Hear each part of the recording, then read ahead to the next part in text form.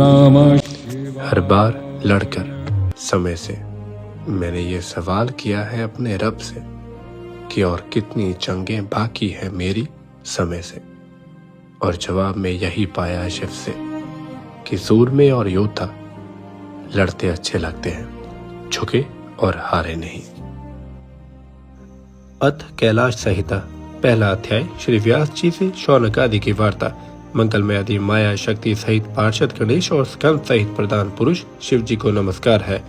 ऋषियों ने कहा, अब तक हम लोगों ने अनेकों आख्यानों से युक्त उमा संहिता सुनी, अब आप हमें शिव तत्व को बढ़ाने वाली कैलाश संहिता सुनाइए।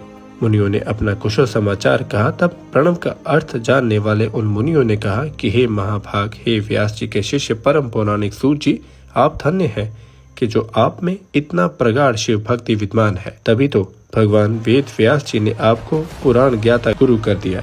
आपके हृदय में पुराणों का कथा सर्वदा स्थित है, और जिन पुराणों में वेदों के अर्थ भरे हैं तथा वेद ओंकार से और ओंकार का रूप शिव से है, और जिसके आप प्रतिष्ठा करने वाले हैं। अब हम लोग आपके मुख कमल से निकली हुई कथा रूपी मनोहर उस मकरंद रूपी अपूर्व अमृत का पान करना चाहते हैं, जिससे ज्वर रहित हो जावे। तब ऋषियों के ऐसे वचनों को सुनकर व्यास जी के प्रिय सूत जी कहने लगे, हे मुनिवरों, आप बड़े भाग्यशाली हैं जो कथाओं को सुनने में आपकी इतनी रुचि है। अतः हमारे गुरु व्यास जी ने नैमिषारण्य के वासी मुनियों को जो उपदेश दिया था वही मैं आपसे कहता हूँ, जिसको सुनकर मनुष्य की शिव जी में भक्ति होती है, उसी को आप प्रसन्नता से सुनिए। जब स्वरोचिष मनु थे, तब उसके अंत में दृढ़व्रती तपस्वी ऋषियों ने नैमिषारण्य में सब सिद्धियों को देने वाला यज्ञ प्रति का सहस्त्र वार्षिक एक ऐसा यज्ञ किया कि जिससे समस्त ऐश्वर्यों की जानकारी हो जावे। तब इस परमेश्वर से उन्होंने मन ही मन व्यास जी को प्रणाम कर शिव भक्ति परायण हो सर्वदा भस्म और रुद्राक्ष को धारण किया। उन्हें ऐसा करते देख व्यास जी वहां आप उपस्थित हुए।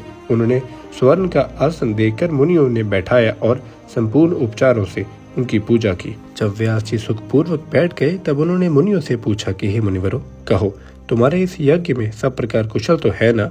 आपने ये यज्ञ किस लिए किया है? तब वहाँ के वासी कहने लगे, हे नारायण के अंश से उत्पन्न कृपा सागर, हे महाप्राज्ञ, आज आपके चरणों का दर्शन कर हम कृत्य हो गए।